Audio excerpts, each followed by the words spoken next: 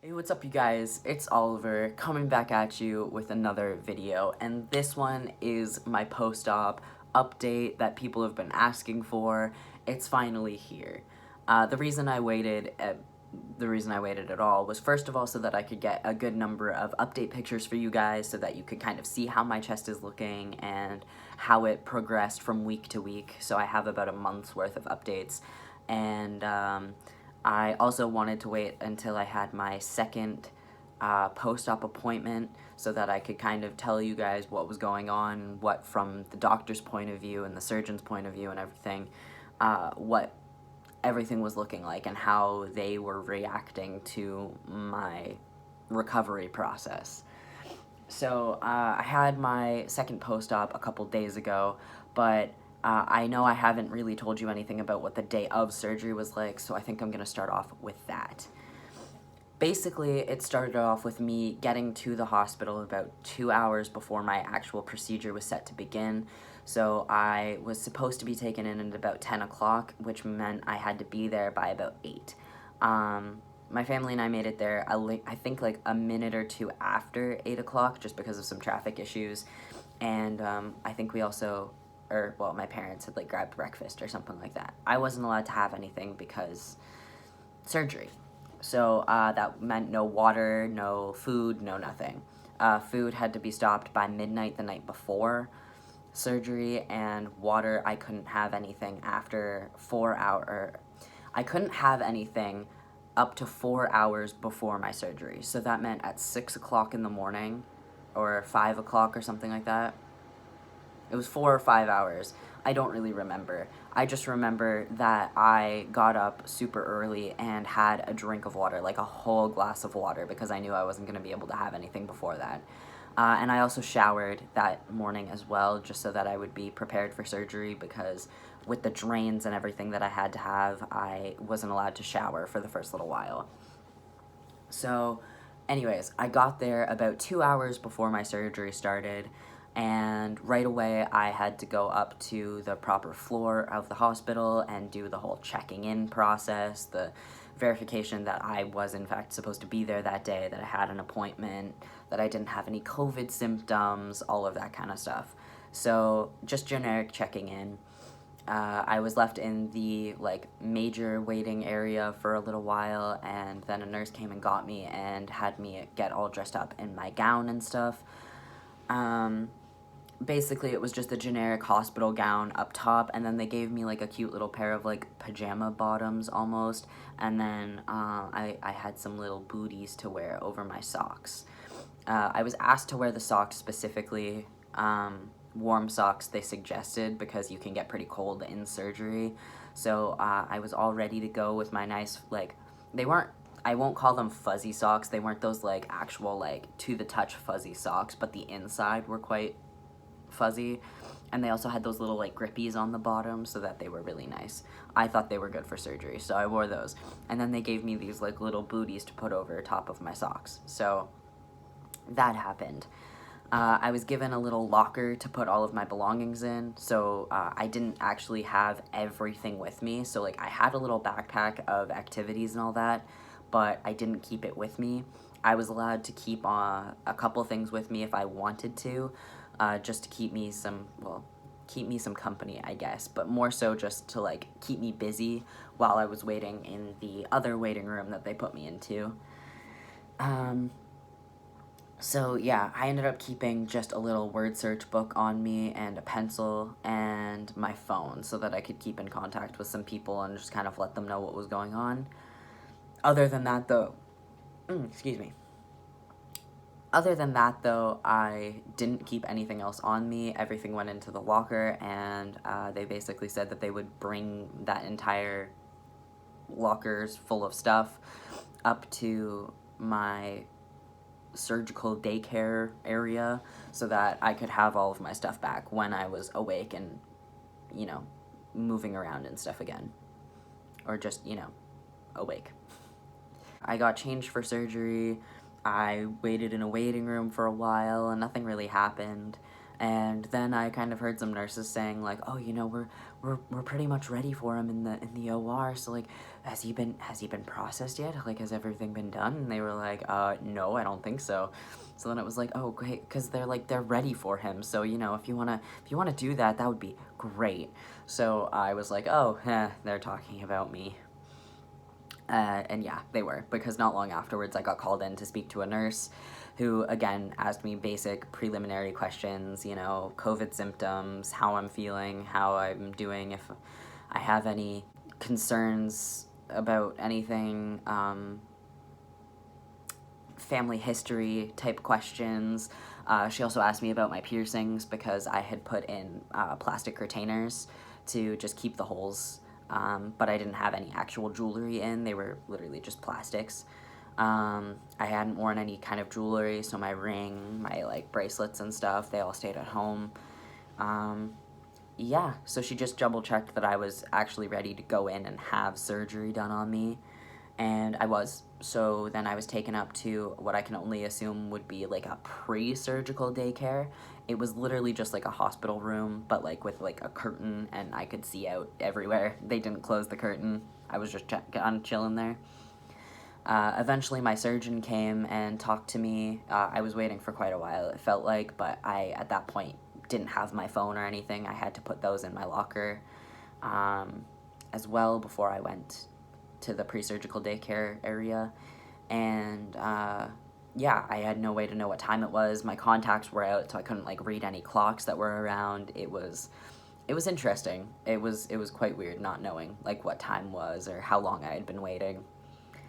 But yeah, after what felt like quite a while, my surgeon came and talked to me, just kind of went over some extra details of what the surgery would be like, double checked that I understood what I was agreeing to do for the surgery that day, had me sign some basic paperwork just saying that of course I consent to the surgery, that I understand that there are complications that are possible, but I still allow them to do it, blah blah blah, sign my name and date it and all that kind of stuff. Not long after I did that and he kind of went over the whole procedure with me, he pulled out a Sharpie and said that he needed me to, well, he closed the curtain, obviously, but he pulled out a Sharpie and he said that he needed to mark up my chest and my sides where he needed to make the incision marks and all of that. So basically it was a little weird, but you know, I understand it. It's a doctor surgeon thing, so I wasn't like offended or anything, but he basically had to touch my chest and move my boobs around, you know, just pull them up a bit, make a line about here, this is where the incision's going to be, you know, just feeling for some stuff. I don't know what exactly he was feeling for, but he felt around for something and made little extra lines or like adjustments. I wonder if it was just because of like, you know, needing to make sure that this, like the amount of skin he cut open would be able to then close the gap that was created. I don't know. I don't know the details of surgery. I don't understand exactly how it all happened. He marked me up with a Sharpie and it tickled, and it was not my finest moment, but I held it together, I think. So he ended up leaving to prepare and scrub up, I assume, and while he was gone, I met a couple other members of my care team, so I got to meet a couple of the nurses who were going to be in the OR with me, or the operating room, if you guys didn't catch on to that. OR is operating room. So I met a couple of the nurses who were going to be in the OR with me, who just went over, again, some basic questions, double checking that I had my paperwork signed and that they had all of the paperwork they needed. And I also got to meet the anesthesiologist, who was the person who would be putting me under for the surgery. Kind of had a couple of questions about what the anesthesia was going to be like and what it was going to look like, because I believe I mentioned this in my pre-op video, that I was told by the anesthesiologist on the phone that I would be getting some kind of ultrasound and numbing to the nerves. And the way that she had talked about it made it sound like that was going to happen before the surgery. But nothing had happened, and they were talking about, like, taking me into the OR already. So I just asked the anesthesiologist that I met that day, which was a different one from who I talked to on the phone. And she basically said, oh, no, like, that's not happening before. That's going to happen as soon as you're put under. So we're going to put you under first, and then we'll do the nerve numbing and all of that, and then surgery. And, you know, that way you don't feel a thing. You don't, there's nothing going on. You're asleep happily. And I'm monitoring it the whole time. So that was very nice to kind of have a better understanding of that. And not long after that, a fellow who was working with my surgeon came and got me and brought me to the OR. And, yeah, they had me take off the little, like, PJ pants that I had put on and set me up on the table the way that they needed. They gave me a nice warm blanket to put over myself, which was very nice. I very much appreciated that because it was actually quite cold already in the OR. Yeah, they strapped my arms down to just little, like, cushion things that were off to the side, mainly because I'm sure they needed me to be, like, in a T-pose, basically, so that they could get to my sides properly. So first of all that, but second of all, I'm sure it was also just so that I wouldn't move around or wreck anything by moving. So they strapped my one arm down, and then I got an IV in this hand for my anesthetic, and they also put the mask over my face. And the thing they told me was just to take some deep breaths and think about if COVID didn't exist, where I would want to be. And just imagine that place and think about it as I drifted off to sleep. I thought that was kind of funny, the way that they phrased that, but I mean, I can't imagine things. I don't think I've ever talked about that, but I can explain that if anyone wants to understand what I mean by that. I personally just can't imagine things. I can't picture things in my head. Not in the way that I know a lot of other people can. Anyways, I found that very amusing because they wouldn't know that about me, but that's just a generic thing that they say. So, yeah, they put the mask over my face, and I drifted off to sleep. And the next thing I knew, I woke up in the post-surgery daycare. And, honestly, I didn't really feel any lingering effects of the anesthetic or anything. So I said in the other video that I would try to put in any, like, bloopers or, like, funny moments from me while I was drugged up, but I don't have any of those. There wasn't a single moment that I did anything that was, like, dumb or stupid because of anesthetic. Like, I was fine. I wasn't loopy at all. I woke up, and, like, a few minutes later, I was asking the nurses for, like, water so that I could, you know, drink something and, like, get rid of the pain in my throat. Because they intubated. I don't know if I mentioned that before. They did intubate during surgery, so after I was out, they intubated to make sure that I was still good for anesthetic and that I wouldn't wake up in the middle of surgery. But, yeah. There are no videos of me doing, like, that whole thing of, like, you know, oh my god, my chest as I wake up, or anything like that. I woke up. The nurses were pretty well around right away, so I got myself some water, had a nice drink, and not long after that, I was asking them if I could have my phone out of my backpack so that I could text my parents and let them know I was okay, and text Caitlin and be like, hey, I'm out of surgery. And, like, I don't know. It feels like I was good right away. Like, right off the bat, everything was fine, and I wasn't, like, there was nothing going on, really, that, like, I don't know. There was nothing going on for me that was out of the norm, other than the fact that I had just had surgery. Like, other than that, I felt pretty okay. So, yeah, I was pretty much asking the nurses if I could go home, like, probably 10 minutes after I woke up. Like, it didn't take me long. And they were like, oh gosh, we didn't think you'd be, like, so okay and, like, ready to go. So, like, hang on, we need you to see. Hang on. That helped a little. They were basically saying, like, oh, we need you to see, like, the surgeon before you can leave. Like, we can't just let you go. So I waited around for quite a while. I got to see the fellow who was working with my surgeon. And by the time he saw me and kind of checked everything out and said that I was looking good and that I seemed pretty with it and okay to leave, they were like, yeah, listen, like, I don't think we actually need you to see the surgeon. Like, the fellow said you're good, so that's good enough for us. So if you want, we can call your parents and get them ready to come. I texted my parents and warned them that they might get a call. I don't know if they ever ended up calling my parents or if my parents just were there, but yeah,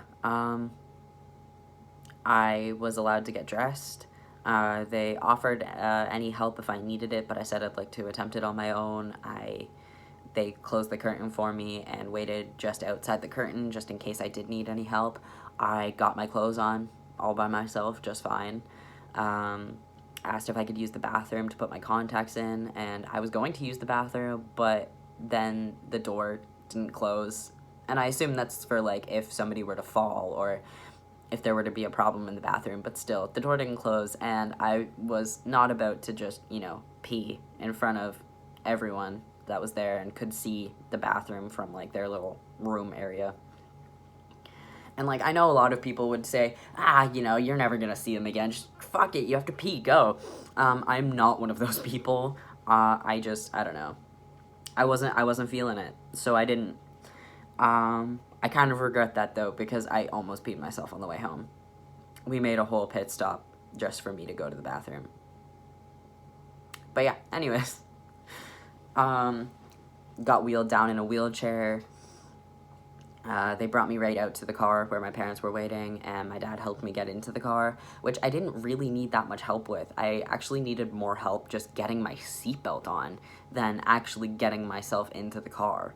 And I feel like that was the biggest frustration, that a lot of people were like, oh, yeah, you're gonna need help with all of these really big, crazy things, but then they, like, forgot about all of the little things that I was gonna need help with, like, getting my seatbelt on when I was already, like, sitting in the car, because, like, it's one thing to get into the car, but it's another thing to be able to reach over your shoulder to grab a seatbelt and pull it.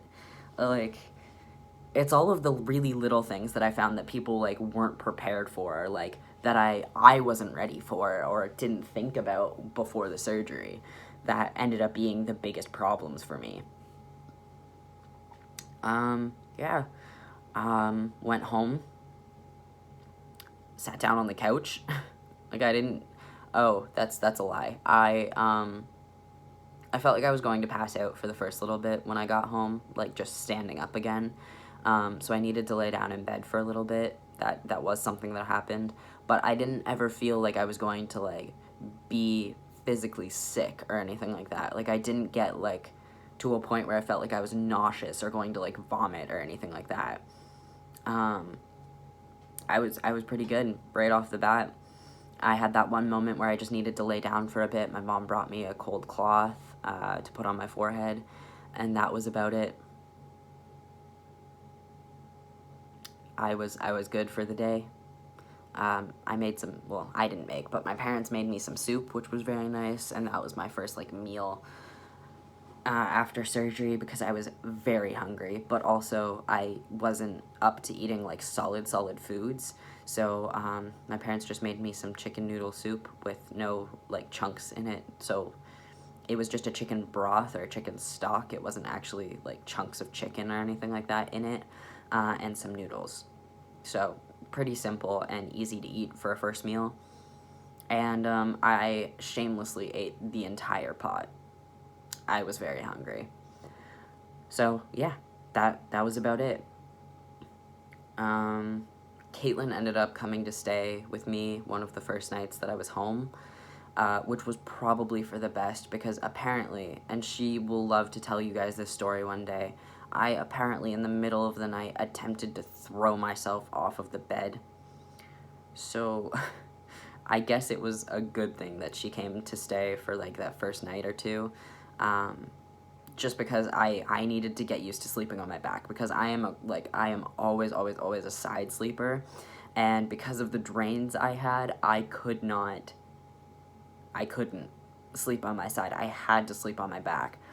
So Caitlin being there for the first night was just really nice, because it kept me on my back, and she made sure that I wasn't, doing stupid things like trying to pull my drains out, which I guess I also did. So I know you're gonna watch this. Thanks, baby, for taking care of me. I appreciate it. But yeah, after that night, we realized that I was going to have to do some stuff to make sure that I stayed on my back. So one of the biggest things that was suggested was putting pillows on either side of you while you were laying down. So I had a body pillow on one side, and then I usually had another longer pillow under my head, but I put it beside me just for the sake of keeping myself in place while I was, trying not to roll in my sleep and all that. So I did that, and I had a neck pillow, or like a travel pillow for like on the plane or on a bus or whatever. I have one of those, so I ended up using that and putting it around my neck so that I was stable and I wouldn't feel the need to move. And those seemed to help really, really well. So if anything, those are my suggestions. Put pillows on either side of you, use a neck pillow if you ever need to sleep on your back on purpose and you're not a back sleeper already. Those are my pro tips from when I had to do it. I had my drains for the first little while, and those were quite uncomfortable. I got really itchy a lot of the time underneath the bindings that I had, because I had both a binder over my chest and a girdle for around my waist, just to hold everything in place and make sure that everything was going to heal the way that it should. And yeah, I wasn't allowed to take those off for the first week after surgery, and honestly, by the time I went for my first post-op, I was already pretty well pain-free. And that's not even to say that I even had pain to begin with. I would say that I had discomfort for a lot of it. I was in a lot of, I felt quite sore when I moved in certain ways, and a lot of the time moving around felt uncomfortable. But there was never really a point where I would say that I went to do something and went, oh, ouch, I can't. That was never really an issue for me. A couple days after surgery, I was already lifting my arms up to here, and I was pretty well able to do all of those little exercises that they ask you to do. I got a booklet that had very specific little exercises to do at certain points in recovery, and by the time I hit those points in recovery where I was supposed to start doing the exercises, I was already able to do them, to the full extent. So it was a bit of a weird experience, but I might, please don't take my word for anything I'm saying, or take this to be the be-all end-all. Obviously everybody's recovery experience is different, but I'm gonna go out on a limb and say that I might be either close to or exactly a super healer, because I didn't really feel any pain at all. I feel like I'm recovering really fast. And you'll even see from the pictures that I'm about to show that my scars look really good, considering that I'm about a month post-op. I'm a little over that now. I'm probably a week or two over a month at this point, but still, for only being a month and a bit out of surgery, I feel and look really good. I got an extended doctor's note from the last time I went, just because I don't feel comfortable going back to work for Christmas rush, and I don't feel like my strength is all back yet. I feel good in myself, and I feel comfortable doing certain things, but I don't feel like I've gotten my full amount of strength back yet. So that is something that I want to work on before I go back to work, just lifting some weights and doing some generic, stuff to try to get get the gun show back. I hate myself. But yeah, I feel like my muscles aren't 100% where they were, so I just want to work on getting that back to normal for myself so that I can go back to work and lift things with the amount of comfort and ease that I used to be able to. So, yeah, honestly, I don't know if there's much more to tell you. The drains were something that I did want to talk about a little bit, because I don't know if people really understand how drains work and like what the whole thing about drains is. So I had a drain for each side, and they were basically like shoved up into. I have tiny little baby markings. Right there is one, and basically the same thing on the other side, where the drains were inserted, and that was just so that any extra fluid from the liposuction would be able to drain out and not, build up in my body and create like a pocket of liquid, which would defeat the purpose of getting liposuction in the first place. So I had the drains for up here, and basically the idea was that I had to milk the lines. That's what they called it anyways, and that was basically just taking it from as far up as I felt comfortable and pinching and just kind of like sliding my fingers down so that I would make sure that nothing was getting clogged in the lines. I had to do that once every few hours just to, again, ensure that nothing was getting clogged or that there was no issues with draining.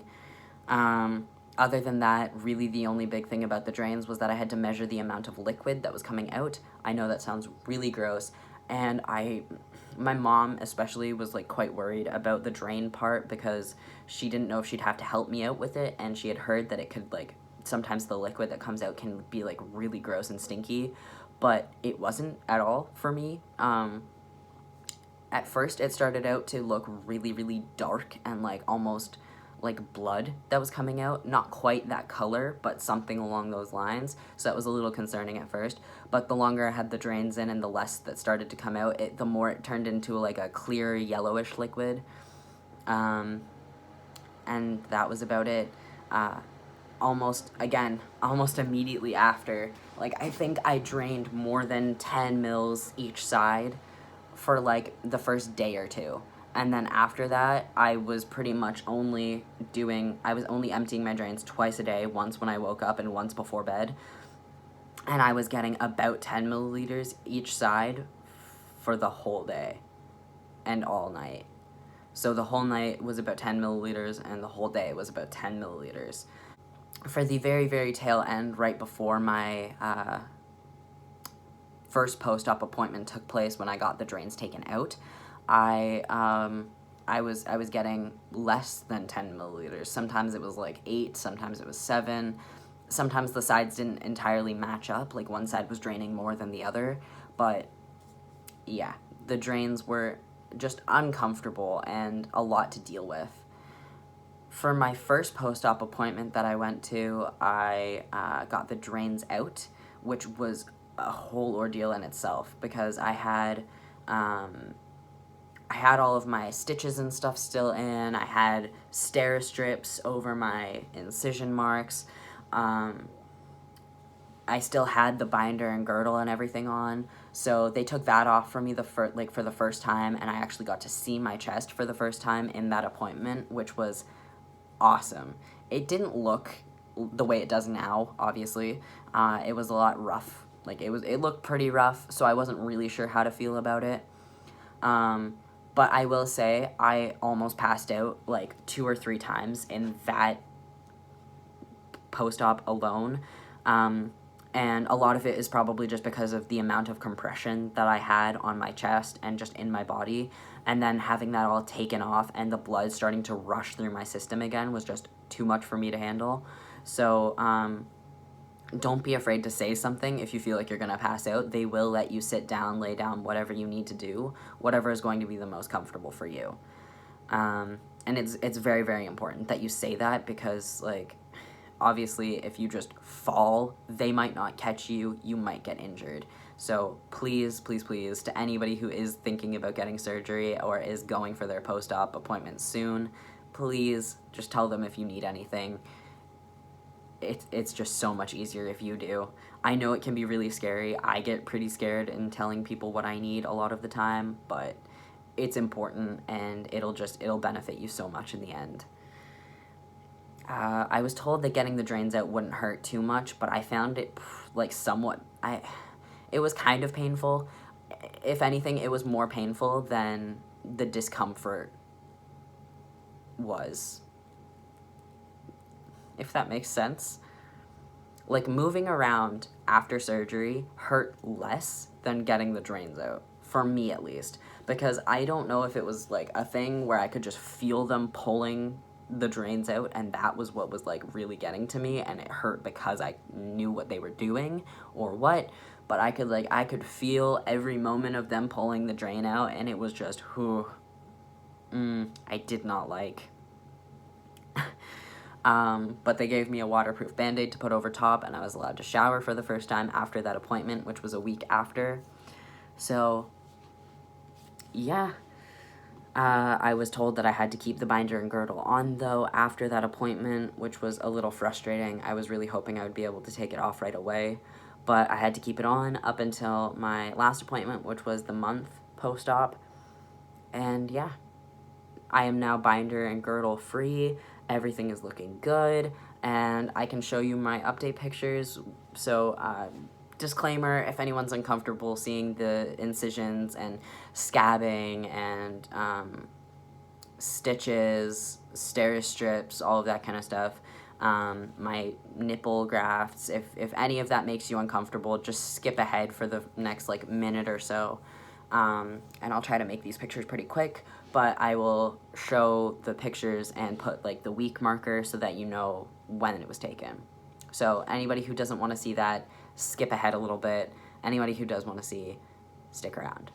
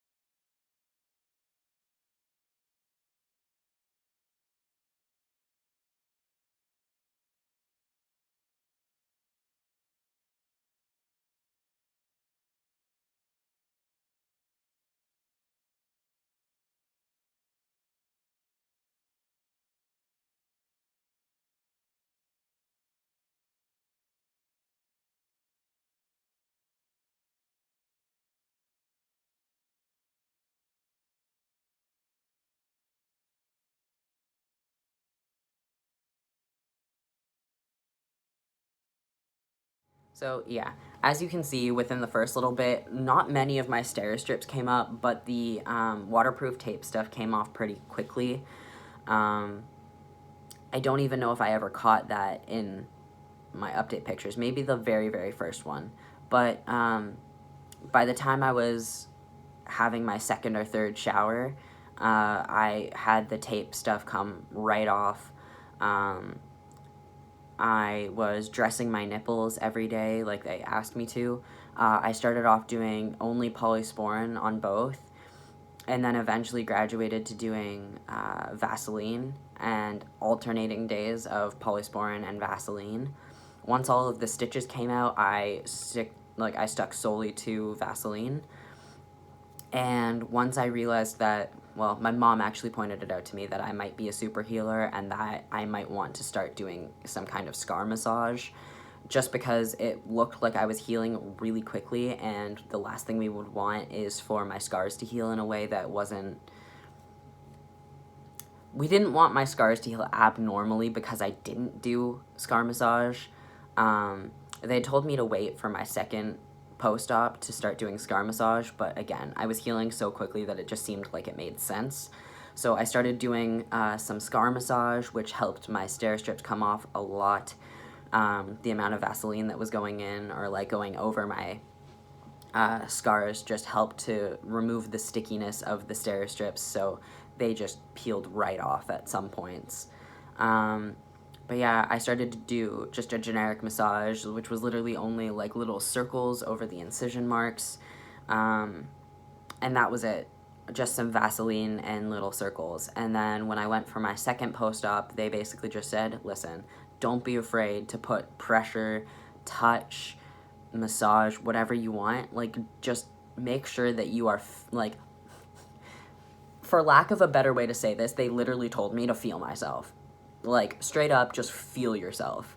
Because apparently the biggest thing is that it'll help the scars to heal a lot better, especially if you're putting a lot of pressure. Well, not a lot of pressure, like, don't hurt yourself, but at the same time, put a decent amount of pressure onto your scars and help massage them out, because it'll help them stay flat, and everything will just heal the way that you would like it to heal, and it'll heal in a way that looks very nice. But the other part of it is because they don't actually sit there and reconnect every single little nerve in your chest, so your feeling is going to be quite off. So if you just make sure that you're continuously touching and staying in moments of just feeling and massaging and doing what you have to do to just, you know, be here, it'll help you gain some of that feeling back, and it'll help the nerve connections to figure themselves out again, I guess. At least that's the way it was explained to me. I don't know the science behind it. I don't know technically how that works. I don't know if your nerve ends, like, regrow or reattach or anything like that, but they basically just said it'll help with feeling. So that is the biggest thing about anything that I needed to talk about, I think. Just, you know, for anybody who maybe doesn't know about that or isn't doing something like that, please do. Feel yourself. Touch yourself. Wink. No. Not like that. But still, like, make sure that you are taking care of your body in the way that feels right for you, and make sure that you are happy with the way that you are healing. Actually, there's one more thing, and I'm gonna take my shirt off, so again, if anyone's uncomfortable seeing this, please skip ahead. I just want to show you guys something that is maybe not a concern, not technically a concern, but it's something that is just different from what I was expecting, or not something that I was really prepared for. So here comes the shirt. Also, this is what my chest looks like now. Ta-da! So as you can see, my incision lines are still there. That is my other drain spot. My nipple grafts are looking pretty good. There is no more stitching in there, so all of my dissolvable stitches have come out. All of the stair strips are off, and have been for quite a while. But this is mainly what I'm talking about. If you can see, I don't know if you can really tell, but my chest is almost like caved in certain spots. And this scar here is really lumpy. If that, I don't know if that's really the correct way to say that, but this one, like, literally this section right here, just that much of my scar is raised still. So that's mainly the portion that I'm trying to fix when I do my scar massages at this point, because almost everything else is flat. There's a little bit of raised right here, and a tiny bit of a caving in right in this section here. But other than that, everything is as flat as I had hoped it would be. The only thing that they really said about this, like, caving in type feeling was that it's mainly due to the fact that I'm still somewhat swollen. As weird as that sounds, being so far out after surgery, it's a swelling thing.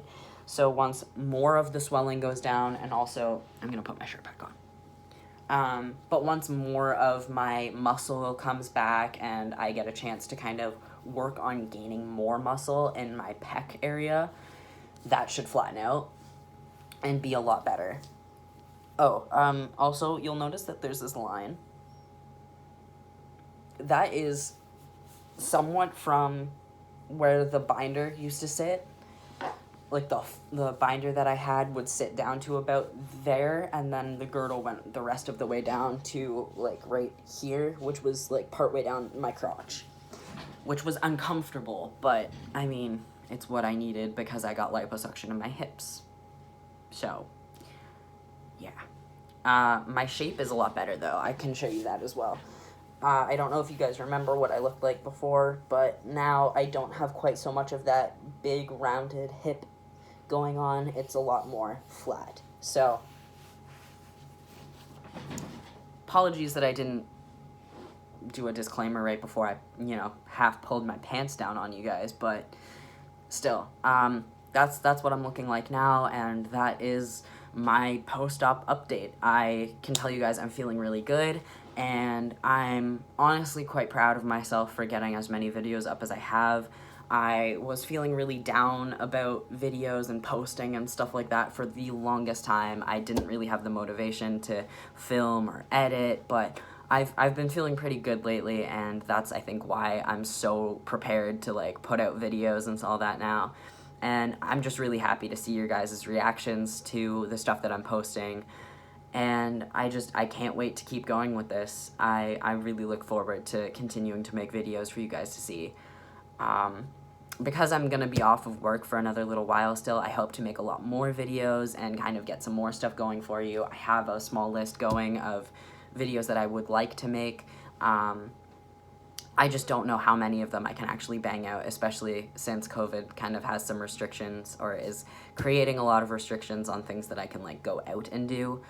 So I'll do my best to kind of make some videos for you guys and get some funky stuff up on my channel again, because it's been a while since we've done, like, a fun video and not, like, a serious sitting down or a me and Caitlin video. I mean, like, a silly me on my own video. It's been a while since we've done one of those. So I'll do my best to get some stuff up for you guys soon, but other than that, I really hope you guys enjoyed this video. I hope it was informational and it explained some stuff to you guys about what surgery was like and what my recovery process looked like. There was really no recovery, it was just do things. If you have any more specific questions about what my recovery looked like or what kinds of things I needed to do to be in the place that I am now, please, please, please ask me. I will make another update video if necessary to answer those questions, or we could even do it like a Q&A style, where if you guys have questions at all, you can ask me or write them in the comments somewhere, send them to me. If you have my social media, send me questions, ask me questions in the comments, and I can make a whole Q&A video surrounding what this whole journey has been like, or what it looks like so far. Or just, hey, how are you doing type questions. I could do a Q&A if you guys are interested in that. So just let me know what you're thinking, and if you found this to be an informational video, if you liked it. Yeah. Anyways, as always, thank you guys so much for watching this video. Your support means everything.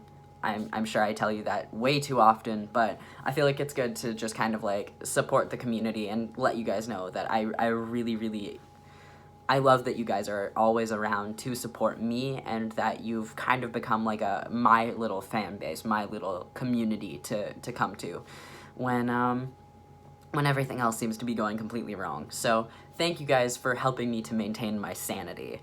I know sometimes I go off the rails and I don't really stick to, like, a filming schedule like I want to, but still, you guys being around, just, it makes my day, and seeing a lot of your comments, it makes me smile, so thank you guys for that. I think that's it for me, though, so as I like to say at the end of all of my videos, ollie ollie oxenfree.